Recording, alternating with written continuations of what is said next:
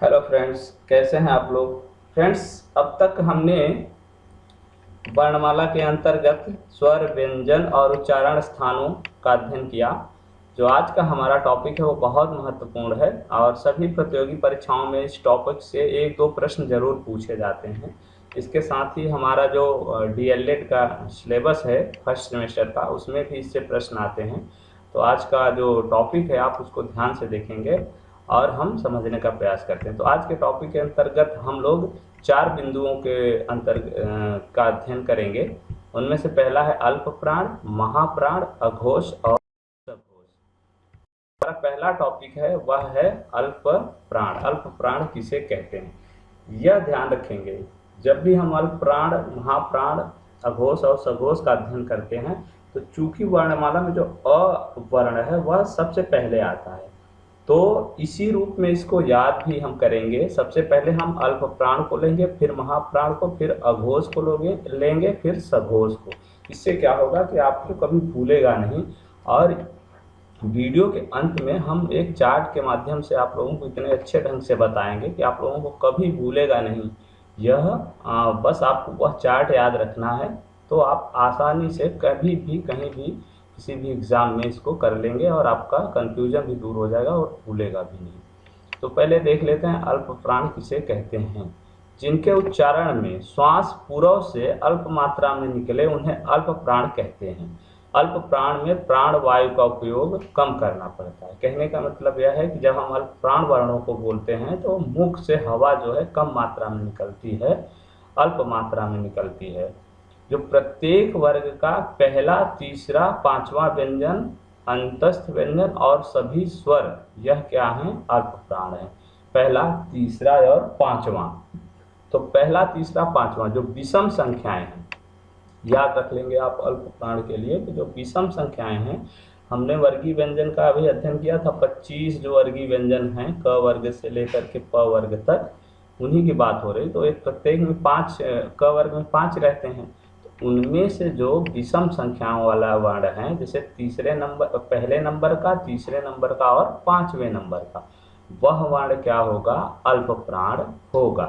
जैसे हमने यहाँ देखिए दिखा दिया है कि जो क है, ग है, ङ है, च है, ज है, य है, ट है, ड है, ण है, त है, द है, न है, प, ब, म, यह क्या है, अल्प प्राण है। क्योंकि इनको बोलने में अल्प मात्रा में हवा का उपयोग होता है, वायु का कम उपयोग करना पड़ता है। देखिए आप बोल के ही देख लीजिए, च, ज, य, ट, ड, ण, त, द, न, प, ब, म, बहुत कम मात्रा में वायु का उपयोग हो रहा है। इसके अलावा य, र, ल, व, देखिए कम मात्रा में वायु का उपयोग हो रहा है। और सभी स्वर जो हैं अ, आ, ई, उ, री, ए, ओ, औ, कम मात्रा में वायु का उपयोग हो रहा है, इसीलिए इन्हें अल्प प्राण कहते हैं। अगला हम देख लेते हैं महाप्राण किसे कहते हैं। महाप्राण वर्णों के उच्चारण में श्वास अधिक मात्रा में निकलती है। महाप्राण में प्राण वायु का उपयोग अधिक श्रम पूर्वक करना पड़ता है। कहने का मतलब यह है कि जब महाप्राण वर्णों को हम बोलते हैं तो मुख से हवा जो है अधिक मात्रा में निकलती है। इनको बोलने में अधिक श्रम करना, जब अधिक हवा निकलेगी तो अधिक श्रम भी होगा, तो इन्हें महाप्राण कहते हैं। प्रत्येक वर्ग का दूसरा और चौथा वर्ण तथा सभी ऊष्म व्यंजन जो हैं वह क्या है, महाप्राण है। हमने अल्प प्राण में क्या कहा था, जो विषम संख्याएं हैं माने 1, 3, 5, वह अल्प प्राण है। लेकिन जो सम संख्याएं माने 2 और 4, बस आपको यही याद रखना है, 2, 4 जो है वह क्या है, महाप्राण है। देख लेते हैं, जैसे ख है, घ है, छ है, झ है, ठ है, ढ है, थ है, ध है, फ है, भ है। देखिए इनको एक उच्चारण में अधिक श्रम करना पड़ रहा है और मुख से हवा भी अधिक मात्रा में निकल रही है। इसके अलावा श, श, स और ह, देखिए इनके उच्चारण में अधिक मात्रा में वायु का उपयोग हो रहा है, मुंह से अधिक मात्रा में हवा निकल रही है और अधिक श्रम भी करना पड़ रहा है, इसीलिए इन्हें महाप्राण कहते हैं। तो याद रखेंगे आपकी जो विषम संख्याओं वाले वर्ण होते हैं वर्गीय व्यंजन में, वो अल्प प्राण में होते हैं। जो सम संख्याओं वाले होते हैं वो महाप्राण में होते हैं। वहाँ पे अल्प प्राण में सभी स्वर और अंतस्थ व्यंजन आते हैं, यहाँ पे ऊष्म व्यंजन आते हैं। बस आपको इतना याद रखना है। अगला जो है हमारा वह है अघोष किसे कहते हैं।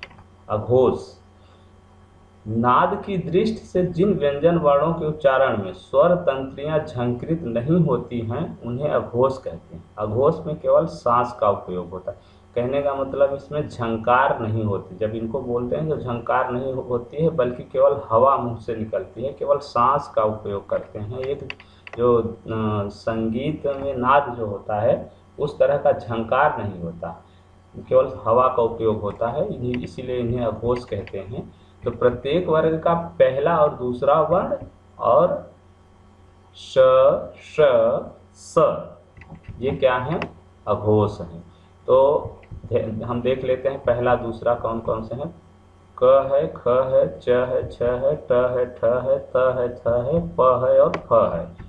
तो ये क्या है, अघोष हैं। इसके अलावा जो हमारा श, श, स यह तीनों स जो हैं वह हमारे अघोष हैं। तो इसमें आपको याद रखना है पहला और दूसरा, उसके बाद स, श, स यह तीनों याद रख लेना है आराम से। आपको पहला दूसरा, प्रत्येक वर्ग का पहला दूसरा याद रख लेना। वहां पे अल्प प्राण में हमने क्या देखा था, जो विषम संख्याएं होती 1, 3, 5। महाप्राण में दूसरा और चौथा। यहाँ पे क्या, अघोष में आपको सीरियल से चलना है 1 और 2। अब हम देख लेते हैं सघोष किसे कहते हैं। नाद की दृष्टि से जिन व्यंजन वर्णों के उच्चारण में स्वर तंत्रियां झंकृत होती हैं वे घोष या सघोष कहलाते हैं। सघोष में केवल नाद का उपयोग होता है। कहने का मतलब इसमें ये नाद ध्वनि होती है, निकलती है, झंकार के साथ इन वर्णों का उच्चारण होता है। प्रत्येक वर्ग का जो है तीसरा, चौथा और पांचवा, अभी अघोष में क्या था, पहला दूसरा, सीरियल से चलेंगे। इसमें तीसरा, चौथा और पांचवा वर्ण क्या होते हैं। इसके अलावा सभी स्वर य, र, ल, व और ह इनका भी उच्चारण सघोष होता है, माने ये भी सघोष वर्ण हैं। तो हम देख लेते हैं तीसरा, चौथा, पांचवा। ग, घ, ङ, च, झ, ञ, ड, ढ, ड़, द, ध, न, ब, भ, म सभी स्वर और य, र, ल, व और ह। अभी हम जब चार्ट के माध्यम से आपको बताएंगे तो आपको बहुत अच्छे से याद हो जाएगा, फिर आपको केवल चार्ट याद रखना है। अभी हम इसके बारे में आगे बात करेंगे। इसके बाद स्पर्श संघर्षी, यह प्रश्न भी प्रतियोगी परीक्षाओं में बहुत आता है कि स्पर्श संघर्षी वर्ण कौन कौन से हैं। तो इसके लिए देखिए, जो स्पर्श व्यंजन होते हैं वो कहाँ से होते हैं, क वर्ग से लेकर के प वर्ग तक जो 25 वर्ण है सभी वर्गीय व्यंजन, इन्हें कौन सा व्यंजन कहते हैं, स्पर्श व्यंजन कहते हैं। लेकिन उसी में जो च वर्ग है उसके शुरू के 4 वर्ण च, छ, ज, झ ये क्या है, स्पर्श संघर्षी हैं। यह नहीं लेना है आपको, केवल स्पर्श में वर्णों में जो च वर्ग है वहां से आपको च वर्ग उठाना है। उसके जो 4 वर्ण हैं शुरू के च, छ, ज, झ इन्हें स्पर्श संघर्षी कहा जाता है। तो आप इसको बहुत आसानी से याद कर सकते हैं। जो हमारा अगला टॉपिक है इसके बारे में देख लेते हैं कि वर्त से ध्वनियां किसे कहते हैं। वर्त से ध्वनियां मतलब दंत मूल, इन्हें दंत मूल भी कहते हैं और यह परीक्षाओं में बहुत पूछता है, तो इसके बारे में भी देख लेते हैं। इसके लिए आपको एक सूत्र याद रखना है, सजरल। सजरल यह सूत्र याद आप रखेंगे बहुत आसानी से आपको याद हो जाएगा।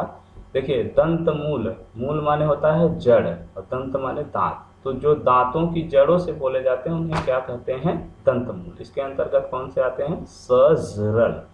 तो स, ज, र और ल। यहाँ देखिए ज है, जो यहाँ साधारण वाला ज नहीं है बल्कि यहाँ नुक्ता लगा है, इसीलिए हमने इसको हाईलाइट कर दिया है। तो नुक्ते वाला ज की बात की जा रही है। यह वर्त से ध्वनियां हैं, दंत मूल है। इसको ज को यहाँ ज बोलते हैं, ज ये उर्दू में चलता है। तो आप याद रख लेंगे सूत्र सजरल, तो आसानी से आपको यह याद हो जाएगा। अब हम देखते हैं जिस हमने चार्ट की बात की थी कि अघोष, सघोष, अल्पप्राण और महाप्राण को याद करने के लिए मैं आपको वीडियो के अंत में एक ग्राफ दूंगा, उसके आधार पर आप बहुत आसानी से इसको याद कर पाएंगे। तो अब हम अगला जो स्लाइड है उसमें देखते हैं और ग्राफ के माध्यम से इसको जानने का प्रयास करते हैं। और यही बस आपको केवल इतना अगर आप याद रख लेंगे तो आप कभी नहीं भूलेगा। तो चूंकि हमने बताया था कि जो पहले आपको वर्णमाला में अ सबसे पहले आता है, तो पहले आपको लेना क्या है, या तो अल्पप्राण या महाप्राण लेना है, या अघोष और सघोष लेना है। तो हमने देखिए अ पहले आया तो यहाँ अघोष ले लिया है, फिर सघोष ले लिया, फिर यहाँ अल्प प्राण ले लिया है, और फिर यहाँ पे महाप्राण ले लिया। अब जो 25 आपके वर्गीय व्यंजन थे उनके उच्चारण में तो आपको कठिनाई उनके जो है उनको पहचानने में कठिनाई नहीं होगी कि कौन अघोष है, कौन सघोष है, कौन अल्प प्राण है, कौन सा महाप्राण है। क्योंकि इसमें अघोष में कौन सा लेना है, पहला, दूसरा, फिर सघोष में तीसरा, चौथा और पांचवा, ये सीरियल से आपको ले लेना है। 1 2 3 4 5 अघोष, 1 2, सघोष 1 3 4 और 5। अब आता है अगला अल्प प्राण। अल्प प्राण में हमने बताया था जो विषम संख्याओं वाले वर्ण होते हैं वो अल्प प्राण हैं, जैसे 3 4 5, और महाप्राण में 2 और 4 सम संख्याओं वाले जो होते हैं वह महाप्राण। तो ये जो 25 हमारे वर्गीय व्यंजन हैं इनको जानने में दिक्कत है ही नहीं, ये तो आप आसानी से समझ जाएंगे। बस आपको याद रखना है अघोष 1 2, सघोष 3 4 5, सीरियल से ले लेना आपको 1 2 3 4 5। फिर अल्पप्राण में विषम संख्याएं 1 3 5, महाप्राण में 2 4 सम संख्याएं। तो ये जो 25 वर्गीय व्यंजन हैं इनमें आपको दिक्कत है ही नहीं। आपको दिक्कत कहाँ आती है, य र ल व और जो आपके अंतस्थ ऊष्म है और ह है, यहाँ पे दिक्कत आती है। अब देखिए अल्प प्राण य र ल व क्या है, ये अल्प प्राण है। अल्प प्राण इसलिए है क्योंकि इसमें कम वायु का, इसको बहुत सिंपल ढंग से हम बोलते हैं, कम वायु का उपयोग करते हैं। बोलते वक्त मुंह से कम मात्रा में वायु निकलती है, कम जोर देना पड़ता है। देखिए य र ल व बहुत आसानी से बोल दिया हमने। तो यह हो गए अल्प प्राण। अब यहाँ महाप्राण में हमने ले लिया है स श स, तो यह क्या है, महाप्राण है। अब हमें दिक्कत यही है। अब इन्हीं को हम देखें तो अल्प प्राण से य र ल व को हमने यहाँ तीर के माध्यम से बता दिया, यह क्या है, य र ल व वर्गीय व्यंजन का तो जो है वही रहेगा, वो तो 1 2 3 4 5, 1 3 5 और 2 4, ये तो जहाँ जो है वही रहेगा। अब य र ल व को हम लेते हैं, तो य र ल व को तीर के माध्यम से देखिए हमने दिखा दिया है, य र ल व क्या है, सघोष है। य र ल व क्या है, सघोष है, तो ये वहाँ चला जाएगा, तो ये सघोष हो गए और अल्प प्राण तो हैं ही। अब फिर महाप्राण में दूसरा चौथा है ही, और उसके बाद स श स है, और इसको हमने यहाँ देखिए तीर के माध्यम से दिखा दिया है, ये क्या है, अघोष है। तो जो स श स है यह क्या है, अघोष है। दिक्कत कहाँ आती है, हमको ह में आती है, दिक्कत आती है। देखिए हमने यहाँ ह के लिए एक देखिए ग्राफ में दिखाया है कि जो ह है क्या है, महाप्राण है और सघोष है, महाप्राण है और सघोष है। तो बस आप उसको ऐसे कोष्टक लगा के वहाँ पे दिखा देंगे कि ये सघोष है और महाप्राण है। अब रही बात, ये हमारा क्लियर हो गया है। बस केवल स्वरों की दिक्कत आती है कि स्वर आखिर कहाँ है। तो सभी स्वरों को आप याद कर लिए, सघोष अल्प प्राण, सघोष अल्प प्राण, सघोष अल्प प्राण। स्वर स्वर सभी क्या हैं, सघोष हैं और अल्प प्राण है बस। तो इस ग्राफ को आप अगर याद रखेंगे तो अघोष 1 2, सघोष 3 4 5 वर्गीय व्यंजन में जो है, उसके बाद अल्प प्राण 1 3 5 विषम संख्याएं, महाप्राण 2 4 सम संख्याएं। दिक्कत आती है य र ल व, चूंकि य र ल व में कम प्राण वायु का उपयोग करना पड़ता है इसलिए ये अल्प प्राण है। अब यही य र ल व क्या हो गए, इधर सघोष हो गए। हम 1 3 5 ये अल्प प्राण जो वर्गीय व्यंजन है उनसे मतलब नहीं है, केवल य र ल व से मतलब है हमको। तो य र ल व क्या हो गए, सघोष हो गए। इसी तरह महाप्राण में दूसरे चौथे से मतलब हमको नहीं है, ये तो महाप्राण है ही। जो स श और स है ये क्या हो गए, यहाँ अघोष हो गए। बस ये याद रखना है आपको। और फिर यहाँ ह जो है इसमें दिक्कत आती है, तो ह के लिए आप कोष्टक के माध्यम से ऐसे दिखा देंगे जैसे हमने यहाँ दिखाया है। तो ये क्या हो गया, आपका सघोष और महाप्राण है। और स्वरों के लिए आप याद कर लेंगे, सभी स्वर क्या हैं, सघोष हैं और अल्पप्राण है। इस तरह से अगर आप ये चार्ट याद रखेंगे, कभी भी आपको कंफ्यूजन होता है तो ये आप चार्ट बना लीजिए, आसानी से आप समझ पाएंगे और बहुत अच्छे से आप प्रतियोगी परीक्षाओं में कभी भी आपका यह गलत नहीं होगा। तो फ्रेंड्स, आशा करता हूँ यह वीडियो आज आपको बहुत पसंद आया होगा। अगर आप इसी तरह से व्याकरण, हिंदी व्याकरण के अंतर्गत अन्य चीज़ों के बारे में जानना चाहते हैं तो हमारे वीडियो को लाइक करें, कमेंट्स करें, कमेंट बॉक्स में हमें बताएं कि आप कौन सा टॉपिक पढ़ना चाहते हैं। मैं इसी रूप में आपको बहुत सिंपल ढंग से अन्य जो है टॉपिक हैं उनके बारे में बताने का प्रयास करूंगा। और चूँकि मैं बहुत स्लाइड के माध्यम से आपको बताता हूं तो उसमें नोट्स भी रहते हैं, आप अगर वीडियो को रोक के अपना अच्छा सा नोट्स भी बना सकते हैं। तो उम्मीद करता हूं कि आप जो है हमें ज़रूर पसंद करेंगे, हमारे वीडियो को लाइक करेंगे, शेयर करेंगे और हमें कमेंट करके बताएंगे कि और आपको कौन से टॉपिक पढ़ने हैं। तो अब तक के लिए धन्यवाद।